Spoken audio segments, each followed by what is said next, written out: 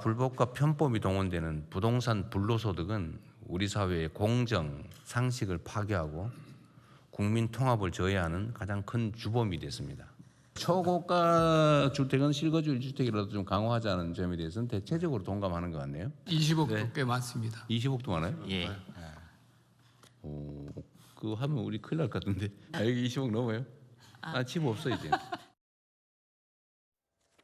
자, 정치권의 목소리들이 막 쏟아져 나오고 있죠. 대표적으로 뭐 정부의 부동산 정책과 결을 좀 달리하는 서울시장 대출 규제 묶인 무주택 실수요자들은 못 쓰는 방법을 대통령이 했다. 그리고 오히려 이런 편법을 온 국민에게 알려준 거냐, 뭐 이런 비판도 있고요. 바로 이 지점입니다. 현행 수도권 규제 지역 주택 담보 대출은요, 보통 이렇습니다. 15억 이하 아파트는 6억으로 제한을 해놨죠. 이것마저도 더 강화한다라는 얘기도 들리고 있고요. 15억 넘거나 25억 이하 아파트는 대출을 받을 때 4억까지만 받을 수 있게 지금 대출 제한을 걸어뒀습니다. 근데 이재명 대통령이 매도한 그 분당 아파트는 29억 원짜리죠. 그러니까 25억을 초과해서 은행에서 아무리 좋은 방법을 쓰더라도 2억까지밖에 대출이 안 돼요. 그러니까 일반인들은 2억 대출 받고 나머지 한 15억 정도는 자기 돈이 현찰로 있어야지 살 수 있는 아파트라는 겁니다. 그런데 일반 서민들 15억 현찰 손에 쥐고 이렇게 할 수 있을까요? 글쎄요.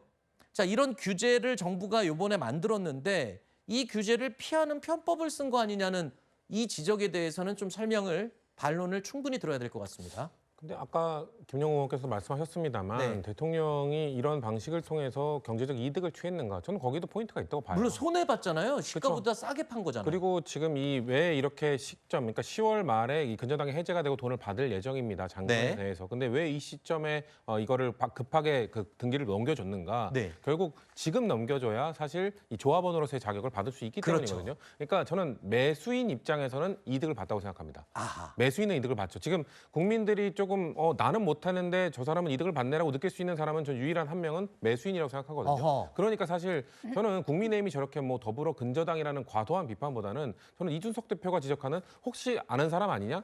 아는 사람이라고 하면 이건 문제가 될 수 있죠. 그 누군지는 밝힐 수는 없잖아요. 근데 개인적인. 개인이 매수인이 본인이 뭐 언론에 인터뷰나 이런 걸 해서 나는 대통령 뭐 아는 사이가 아니다라고 네. 얘기를 했잖아요. 네. 그분이 만약에 이거 나중에 주인 누군지 밝혀질 수도 있습니다. 그러니까 네. 언론은 충분히 추적할 수 있기 때문에 네. 만약에 알고 보니까 대통령 지인 맞네라고 하면은 엄청난 후폭풍이 있겠죠. 그렇죠. 그러니까 거짓말을 할 가능성은 저는 없다고 아하. 봅니다. 진짜 모르는 사람일 예, 것이다. 그러니까 저는 그럴 거라고 보고 그래서 저는 이준석 대표가 지적하는 거는 타당한 이거 혹시 확인해야 되는 거 아니냐는 건 타당하다고 봐요. 왜냐하면 매수인은 이득을 받기 때문이죠. 아하. 근데 전혀 다른 사람 전혀 모르는 사람이기 때문에 그 이득에 대해서는 그 이익에 대해서는 글쎄요 국민들이 좀 불편한 감정 저 느낄 수 있다고 생각합니다. 네. 우리는 못 하는데 그렇죠. 하지만 대통령이 결국은 주택을 팔지 않아도 되는 상황 속에서 그래도 이 주택 정책에 대한 의지를 보여주기 위해서 판매하는 과정 속에서 좀 이루어지는 것이기 때문에 좀 야당 그 국민의힘의 비판은 좀 과도하다라는 말씀을 드리는 겁니다. 청와대에서도 공식적으로 입장을 밝혔죠.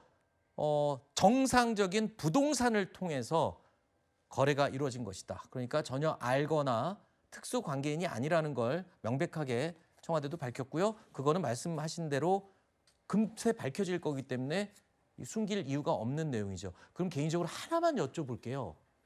그러면 우리 일반인들도 요번에 저는 알았습니다. 이걸 집주인 대출이라고 얘기를 한다고.